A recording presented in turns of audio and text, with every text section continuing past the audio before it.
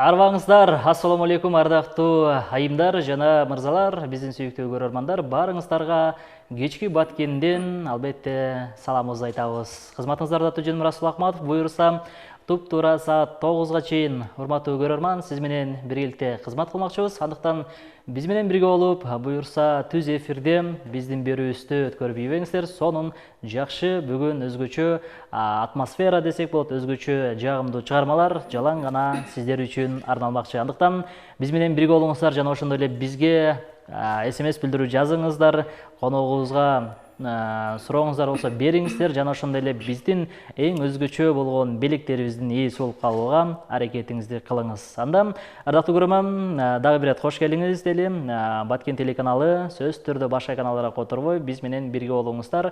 Кечки Баткен көрсөтүүсү өз берүүсүн улантат жана ошондой эле бүгүнкү биздин студиябыздын коногуну сиздерге тааныштыра кетели. Бүгүн дагы студиябызда мейманыбыз бар, ардактуу көрөрман, Баткен шаарынын тургуну, өзгөчө Өрүк Зардындагы бир таланттуу ырчы айымы десек болот. Малик кызы Гүлнур эжебиз бүгүн бизде студиябызда конокто. Саламатсызбы? Кутман кечиңиз менен. Саламатчылык. Кош келдиңиз студиябызга. Кандай келип алдыңыз? Кош келдим. Жакшы, рахмат. Кечки маанайларыңыз кандай? Кечки маанайларым жакшы. Бүгүн эфирди сонун кылып өткөрөбүз, буюрса Гүлнур эже. Буюрса. Ардактуу көрөрман, мынакей Гүлнур эжебиз дагы сөз берип кетти. Буюрса эфирибиз сонун жандуу үндөр менен комуздун коштоосунда жаңырмакчы.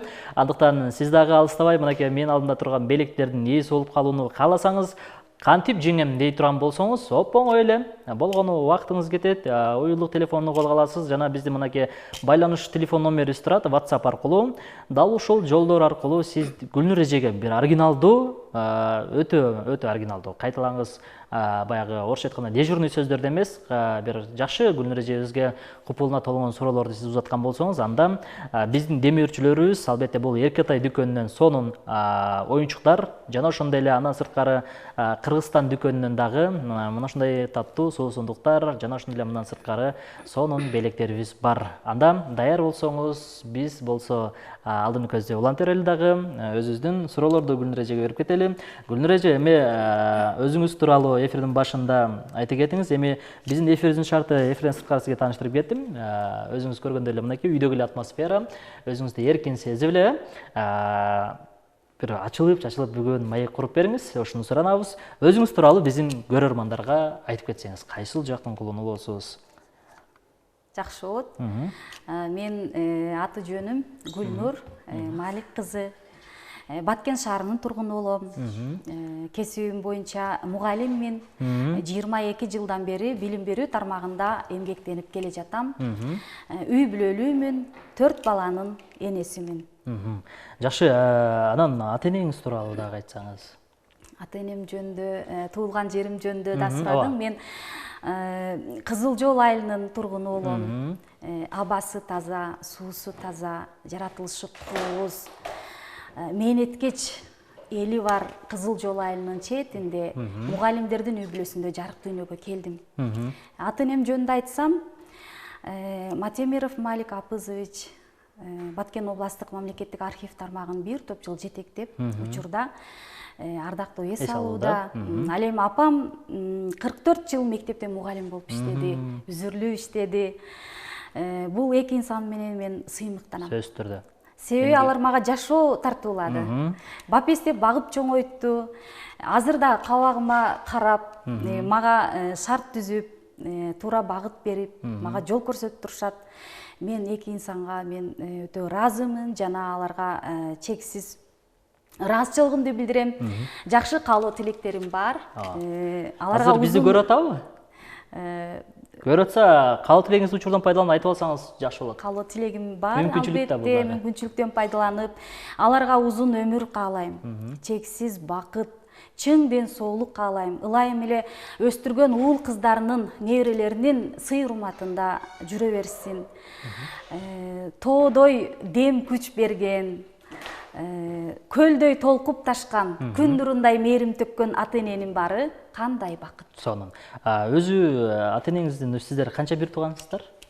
Биз 5 бир тууганбыз, анын 3-үчүсүмүн. Кыз бала атага жакын болот дейт. Атаңызга жакынсызбы же апаңызга жакынсызбы? экөөнү тең жакын болушум керек. Анан атамдын өнөрүн тартып алгам деп айтсам болот да.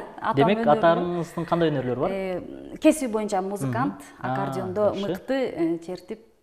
Демек атаңыздан өткөн окшойт анда сизге? Атамдан өткөн болуш керек. Келиңиз, анда дал ушул бизди көрүп аткан сиздин ата энеңизге жана ошондой эле деги эле баардык биздин жалпы ата энелерибиздин урматына сизден бир жагымдуу музыкалык чыгарма болсун. Ардактуу көрөрман, 0223 03 03 66 биздин WhatsApp номерибиз иштеп турган чагы дал ушул жолдор аркылуу сиздер биздин Гүлнур эжекебизге SMS билдирүү жиберип, сонун белектердин ээси болуп калыңыз. Анда кайсыл чыгарманы аткарып беребиз?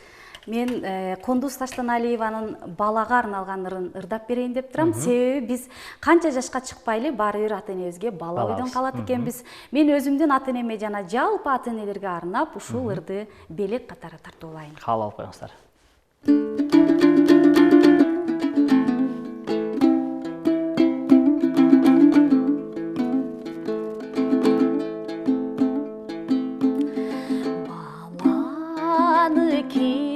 Сүйбөгөн, бапестеп багып күтпөгөн, баласы үчүн жок чыгар башына аза үйбөгөн.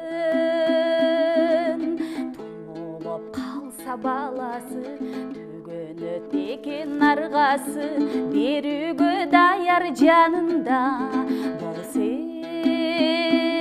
эгер анын айласы, берүүгө даяр жанында болсо эгер анын айласы.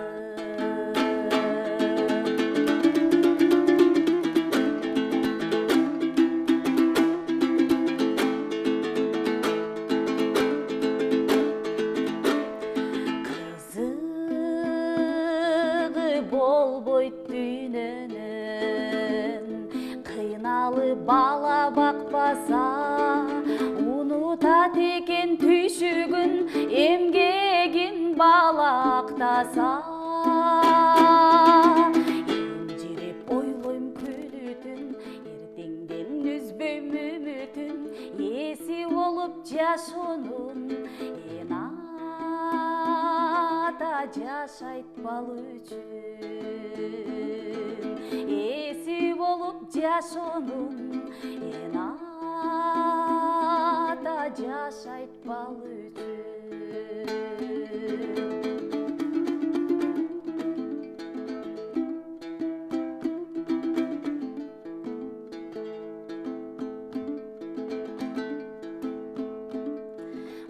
Балдарың сенин кымбатың, кыздарың жакын сырдашың, жаралбай калганда алар жашамак беле курбашың. Бала деп согот жүрөгүм, баладан артык не көрдүм, бел байлап мындан нарыда бал үчүн өмүр сүрөсүң. Бел байлап мындан нарыда бал үчүн өмүр сүрөсүң.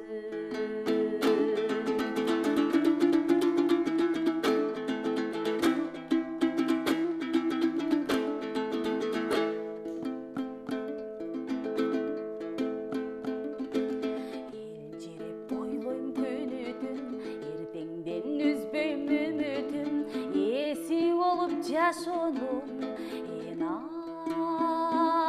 ата жашайт бал үчүн. Бассам да турсам тилегим, балдарга бакыт тилеймин, баарынан күчтүү бул сезим, бала сүйүү деп билемин. Баарынан күчтүү бул сезим, бала сүйүү деп билемин. Ай, баракелде, кол чабуулар, азаматсыз, бар болуңуз.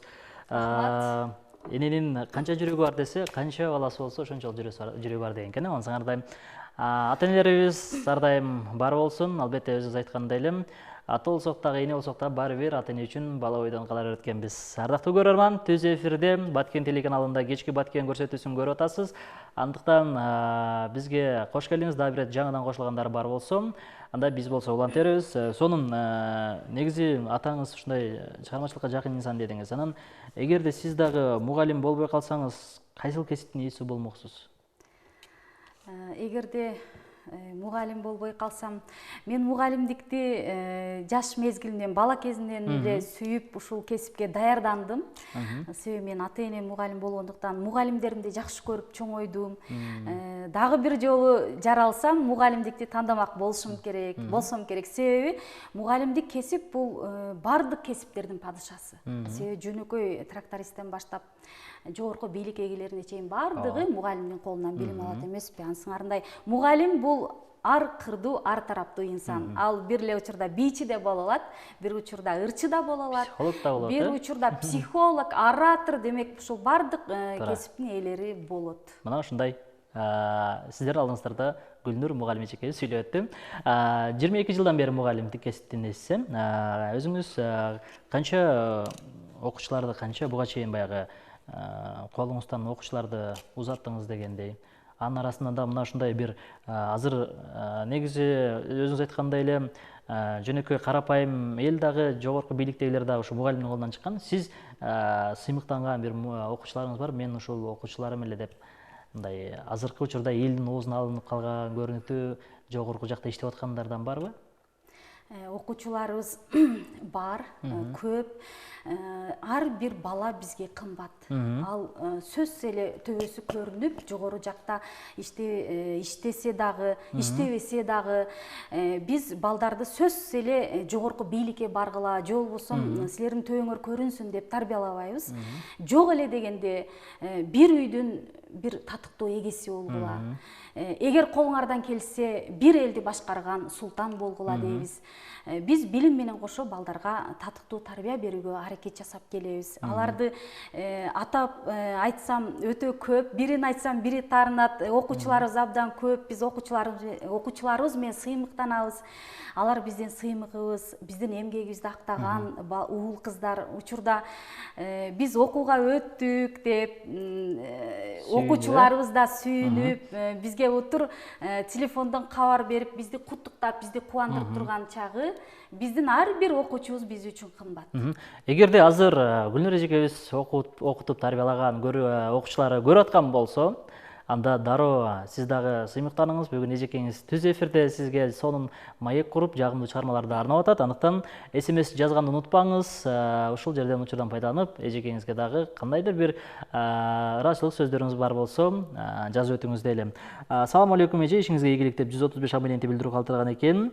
Саламатсызбы эжеке дейт. Мен дагы Кызыл жолдон келинимин дейт. Ар дайым ушинтип жадырап, жайнап жүрө бериң. Ата энеңизге ден соолук, узун өмүр, ар дайым төрүңүздөрүн көрүк болуп жүрө берсин деп 188 абоненти билдирүү калтырган экен.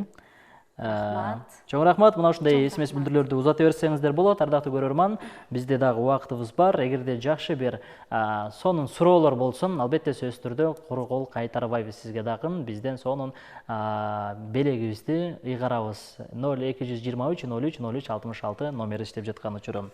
Келиңиз анан комуз боюнча сүйлөшөлү. Баягы устаттан шакирт өтүптүр деген кеп бар. Ансыңардай устаттарыңыз тууралуу, анан сиз дагы ушундай сизден дагы үйрөнөм деген шакирттериңиз барбы? Ушулар тууралуу айтып берсеңиз. Албетте мен устаттарым катары сап башында мен өзүмдүн таятамды айтам. Себеби ал комузда кол ойнотуп черткен, күйлөрдү черткен, комуздун коштоосунда ырдаган, тексти, обону да өзүнө таандык болгон чыгармаларды жараткан жаратман инсан болгон. Ал азыркы учурда көз өтүп кетти, жаткан жери жайлуу болсун. Баткен районуна караштуу Кара Токой айылынын тургуну Бадалов Калбай атанын небере кызы болом. Ал таятамдан ушул дем күч алгам, шык алгам деп айтсам болот. Себеби ал биз жайкы каникул мезгилинде таятамдын үйүнө барууга шашчубуз. Себеби ар бир күн бизге жомоктогудай өтөр эле. Ал биз кайсы бир предметти же буюмду айтсак, ошол боюнча төгүп ырдап берер эле. Себеби ал сөз байлыгы жогору болгон, Төкмөкчүлүк да бар экен да. ишмер болгон, ошондой эле ал комузду өтө мыкты билгендиктен, жакшы чертип ырдагандыктан ага өтө жеңил болчу. Ошондой эле мен таятам жөнүндө айтсам дагы ал коомдук ишмер болгон. Ал 1960-жылы Баткен райондук кеңешке депутат болуп барган. 1968-жылдары Ош облустук кеңешке депутатка барып чакырылып ошол жерде ийгиликтүү иштеген. 1973-75 жылдардын аралыгында Кыргыз СССРдин Жогорку Советинин 3 жолку ардак грамотасынын ээси болгон. Бир топ сыйлыктары бар. Алардын ичинен эң негизгиси тылда күжүрмөн эмгек жасаган, ошондой эле мамлекетке кошкон салым үчүн Ленин ордени менен сыйланган. Демек 1999-жылы сөзүңдү бөлүп кетейин. Баткен районунун ардактуу атуулу намын алган, жана өмүрүнүн аягына чейин президенттин стипендиясына татып, стипендиясын алып, мамлекет тарабынан колдоого ээ болуп келди. Анын учурда уул кыздары анын ишмердүүлүгүн, талантын, чыгармачылыгын улантып келүүдө 11 уул кызды чоңойтуп өстүрүп, түрдүү багытка салган. Алар дагы ар кесиптин ээлери өз жолдорунда ийгиликтерди жараткан инсандар. Мен ошол таятамдын чыгармачылыгын, анын ишмердүүлүгүн улантып кетсем деп аракет жасап жүрөм. Таятамдай чыгармачыл инсан болууга аракет кылам. Буюрса. Азыр бизде байланышта көрүүчүбүз бар экен. Алло, саламатсызбы? Алло, саламатсыздарбы? Кутман кеч, саламатчылык. Атыңыз ким болот? Каяктан чалып атасыз? Мен Баткен шаарынан чалып атам. Менин атым Гүлтайыр. Угуп атабыз Гүлкайыр эже. Бир аз сыналгыдан телевизордон алысыраак туруп алыңызчы, мүмкүн болсо. Мен Гүлнур эжеге каалоо тилек айтып коеюн деп чыктым. Угуп атабыз. Гүлнур эже, сиз өзүңүз билим берүү тармагында эмгектенип келсеңиз да, чыгармачылыкты кошо алып жүргөнүңүз бул чоң жетишкендик деп эсептейм. Жакында эле алган Маданият министрлигинен алган ардак грамотаңыз кут болсун. Ар дайым ушундай өзүңүз айткандай ар тараптан такшалган, өнүккөн, үлгүлүү мугалим, эне, эже болуп жүрө бериңиз. Болду, ийгилик каалайм. Чоң рахмат байланышка чыкканыңыз үчүн. Бар болуңуз дейли. Сизге дагы ыраазычылык айтабыз. Көп бизге байланышка чыгып туруңуз дейт. Демек, мынакей жакшы айтылбаган сөздөрдү айтып кетти эжекебиз. Грамоталар кут болсун дейли. Ийгиликтерди жаратып жүрөңүз. Келиңиз, эми ийгиликтин артынан дагы ийгилик болсун. Бир жагымдуу дагы музыкалык чыгармага кезек берели. Биздин эфирибиздин шарт боюнча эми келген конок сөзсүз түрдө көп ырдап кетиш керек. Анын сыңарындай дагы бир жагымдуу музыкалык чыгармага кезек берели. Кайсы чыгарманы аткарабыз? Айтып кетсеңиз жакшы болот. Анда эмесе мен жалпы көрүүчүлөргө арнап өмүр деген чыгарманы тартуулап кетсем, казактын ырчысы, композитору Роза Элкожанын өмүр деген чыгармасын аткарып берейин. Кыргыз тилине которулган варианты. Жалпы көрүүчүлөргө узун өмүр каалайм, маңыздуу жашоо каалайм. Баарыңыздарга белек болсун. Каалап коюңуздар, ардактуу көрөрман, сиздер үчүн болсун.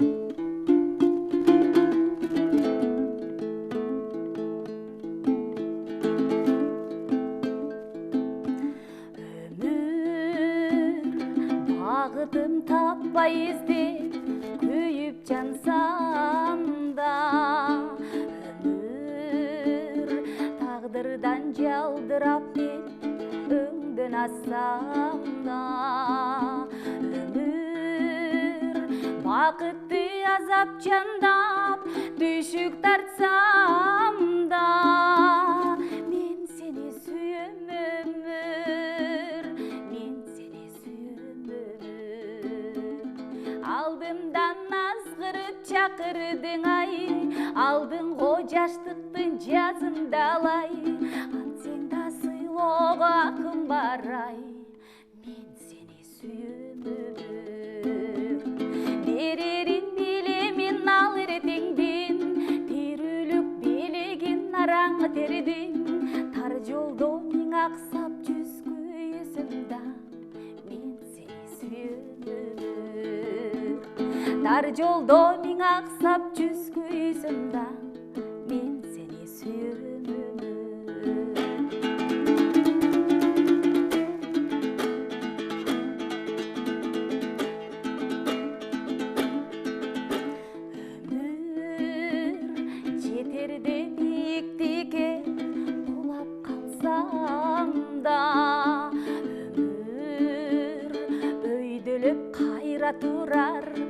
кылбат алсам да өмүр алдыңа далай сынып ыйлап барсам да мен сени сүйөм өмүр мен сени сүйөм өмүр алдымдан азгырып чакырдың ай алдыңго жаштыктын жазында алай ансең да сыйлоого акың бар ай мен сени сүйөм өмүр берерим билемин ал эртеңдин тирүүлүк белегин араңы тердим тар жолдо миң аксап жүз күзүм да мен сени сүйөм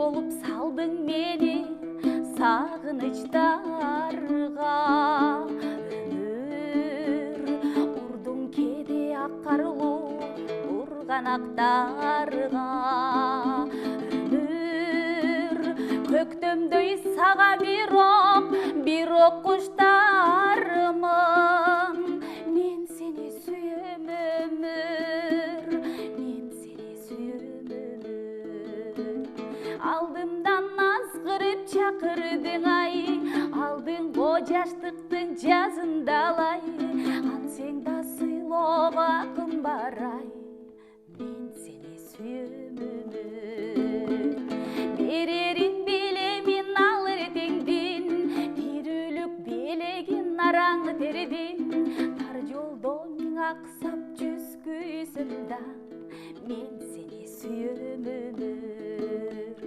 тар жолдо миң аксап жүз күйсөм да мен сени сүйөм өмүр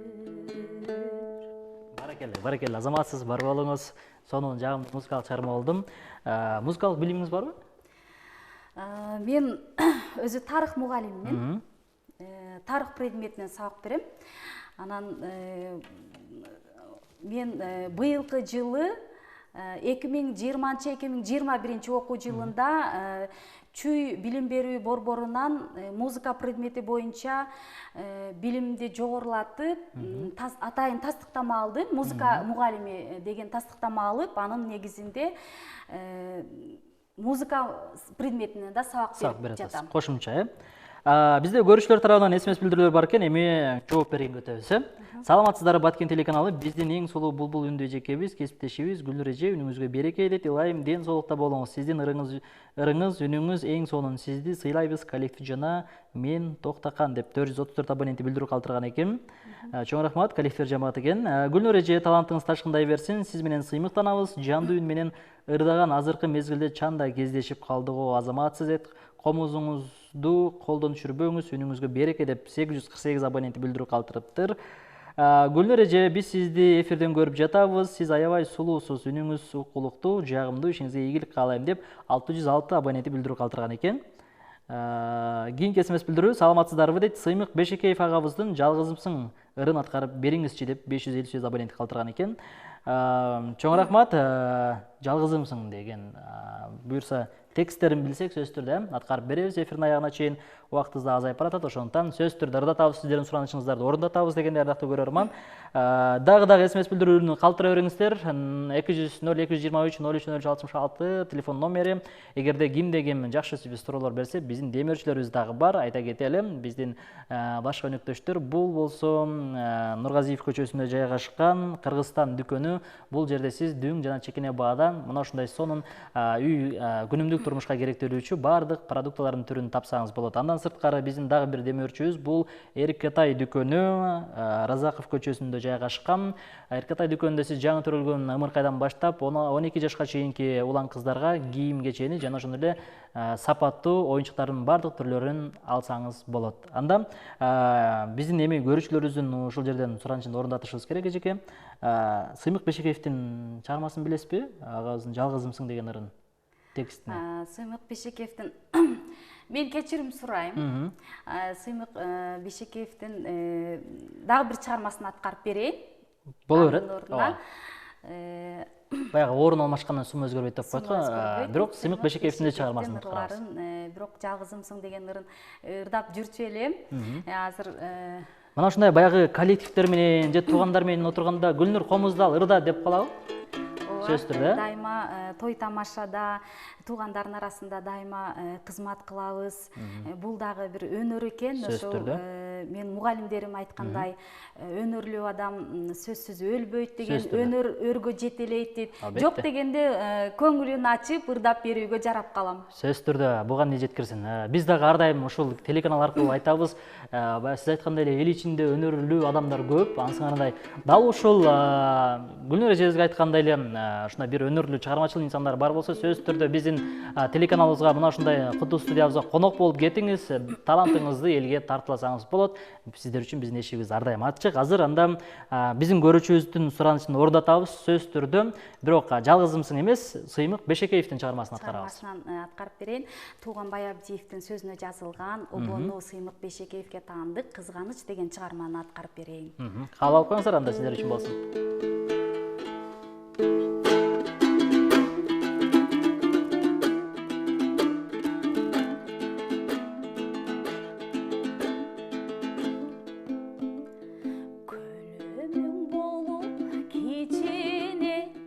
Көзүмдүн батсаң ичине көргөзбөй алып жүрмөкмүн көңүлү бузук кишиге караның болуп кечине каректин батсаң ичине каратпайт элем өзүңдү карашы жаман кишиге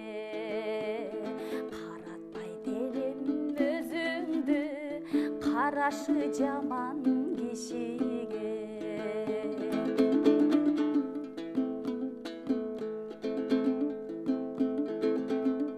карасаң башка кишиге кан толо түшөт ичиме эриксе жүрөк булкунуп боло албай күчүмө жанаша калсаң кечине жалдырап карайм жүзүңө малекет кылбасаң экен башканын кирип түшүнө малекет кылбасаң экен башканын кирип түшүнө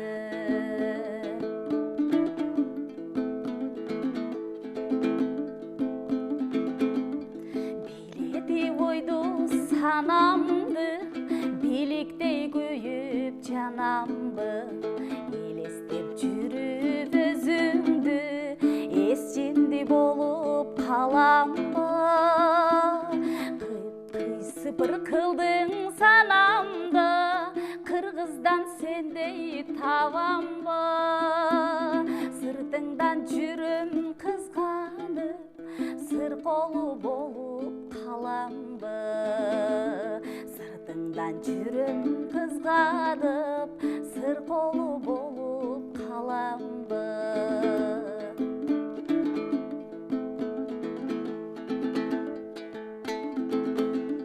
көлөмүң болуп кичине көзүмдүн батсаң ичине көргөзбөй алып жүрмөкмүн көңүлү жаман кишиге караның болуп кечине каректин батсаң ичине каратпайт элем өзүңдү карашы бузук кишиге каратпайт элем өзүңдү карашы бузук кишиге карашы бузук кишиге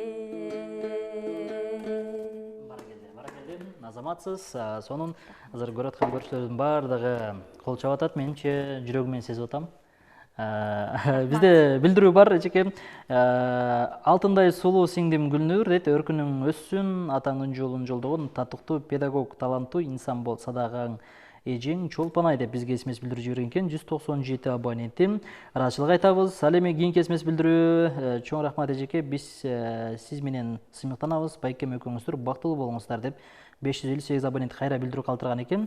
Байке демекчи, мына ушундай ырыңыз тардап кеткендей эле баягы карашы бузук кишилерден анча-мынча жакшылыктарды ардап калсаңыз мындай кызганбайбы? Мындай эфирлерге барам десеңиз не дейт? Мага менин чыгармачылыгыма туура эле түшүнөт, мага колдоо көрсөтөт. Демек колдоп турат. Уул кыздарыңызчы кандай мындай ушундай мен дагы буюрса мугалим эмес, апа мен чыгармачылыкты тандайм десе кандай багыт берет элеңиз? Балдарым да музыкага кызыгат. Мен бирок аларды ушул үйрөнгүлө, комуз үйрөнгүлө же чыгармачылыкка жакын болгула деп аларды мажбурлабайм. Баланын өз эркине коем.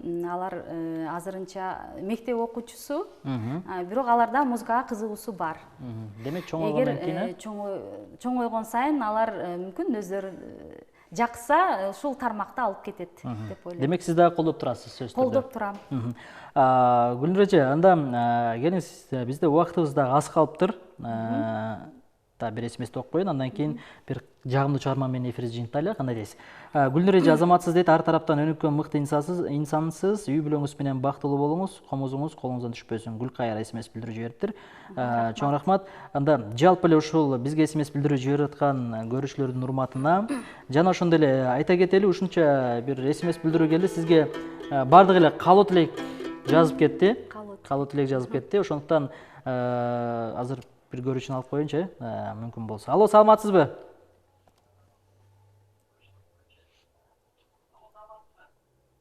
Саламатчылык. Угуп атабыз, сиз түз эфирдесиз. Аты жөнүңүз ким болот, каяктан чалатасыз? Мүмкүн болсо телевизордон алысыраак туруп алыңыз. Менин атым Чолпон, Гүлнурдун жакын курбусу болом. Угуп атабыз. Гүлнур жөнүндө айтсак, аябай кыйын аял. Иштесе жеген ашын жерге койгон аябай чынчыл адам да. Айта берсек сөз көп. Кыскасы Гүлнурга чыгармачылык иштерине ийгилик. Алдыда дагы көптөгөн сыйлыктардын ээси болушун каалайм. Чоң рахмат, Чолпон эже, бар болуңуз. Арачылык жакын курбагыңыз мынакей көрүп аткан экен, смс билдирүү жиберип, жанак чалды. Санар эжеиз дагы смс билдирүү жиберип атат, сага салам жолдоп атат дегендей сизге. Чоң рахмат, көрөрмандар, ырасылык айтабыз. Эми кыска бир жакшы чыгарма болсун эфирдин аягында. Анда бир чыгарма тартуулап кетейин. Биз Баткендин тургуну болгондуктан биз өзүбүздүн агайыбыз Апаз Жайнаковдун чыгармаларын сөз билишибиз керек. Агайды сыйлап, анын чыгармачылыгын өтө сыйлайм. Алардын чыгармаларынын ичинен бир чыгармасын мен абдан сүйүп ырдап келем. Булакта деген чыгармасын тартуулап койсун. Кабыл алып коюңуздар анда, ырдактуу көрөрман.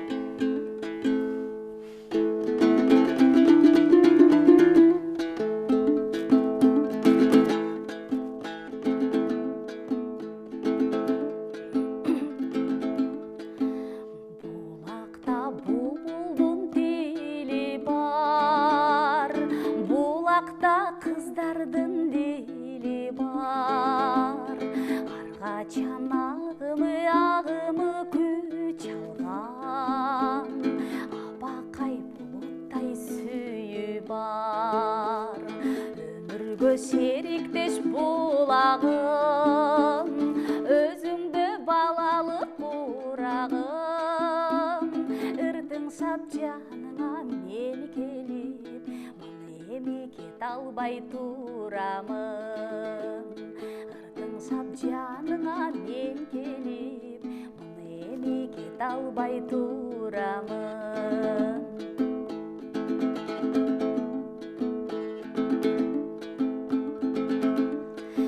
Булакта сагыныч бугу бар, булакта күлкүнүн үнү бар.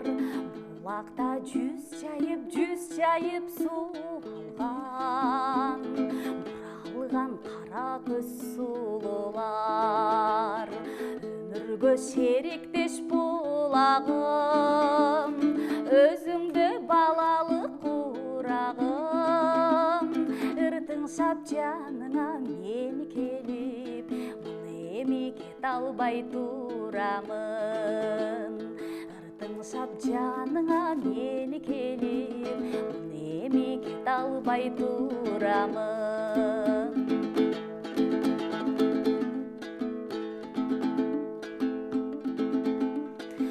Булакта түгөн күз кайрык бар, булакта шашылбас жайык бар.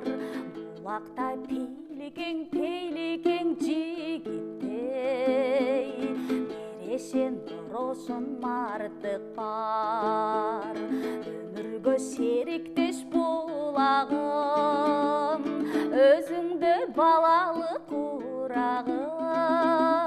Ыртың сап жаныңа мени келип, эми кете албай турамын. Ыртың сап жаныңа мени келип, эми кете албай турамын. Мен эми кете албай турамын. Баракелде, биз да сизди кетире албай турабыз, бирок убактыбыз деген бүтүп баратат. Бизге бөлүнгөн убактыбыз, ошондуктан сизге чоң рахмат айтабыз. Учурдан пайдаланып, эми камераны карап кыска нуска коштошуп алсаңыз болот дегендей. Урматтуу Баткен шаарынын тургундары, менин чыгармачылыгыма ортоктош болдуңуздар, өзүңүздөрдүн бааңыздарды бересиздер деген ишеничтемин.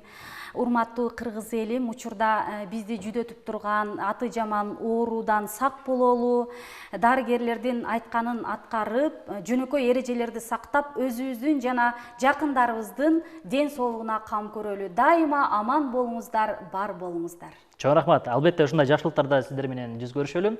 Сизге дагы ийгилик, ишиңизге жана чыгармачылыктагы ийгиликтерди каалайбыз. Буюрса дагы биздин студиябызга келип туруңуз дейлим. Анан эми көбүнчө сизге каалоо тилектер болду. Биз суроо деп айттык эле, бирок жалпы каалоо тилек айткан көрүүчүлөргө да терең ыраазычылык айтабыз. Бар болуңуздар дейлим. Ал эми ардактуу көрөрман, ушу менен бүгүнкү берүүбүз дагы соңуна чыгып бара жатат. Баарыңыздарга ыраазычылык айтабыз. Эмки жумада сиздер менен кайрадан түз эфирден көрүшкөнчө деп калабыз. Бүгүн кызматыңыздарда үн режиссеру Нургүл Эжекебиз, жана ошондой эле режиссер Эргалы Мураталиев, операторубуз Максат Акылбеков болду, жана ошондой эле алып барган аты жөнүм Расул Акматов болду. Кайрадан келерки жума сиздер менен көрүшкөнчө сак саламатта калыңыздар, өзүңүздөргө этият, сак болуңуздар, амандыкта көрүшкөнчө.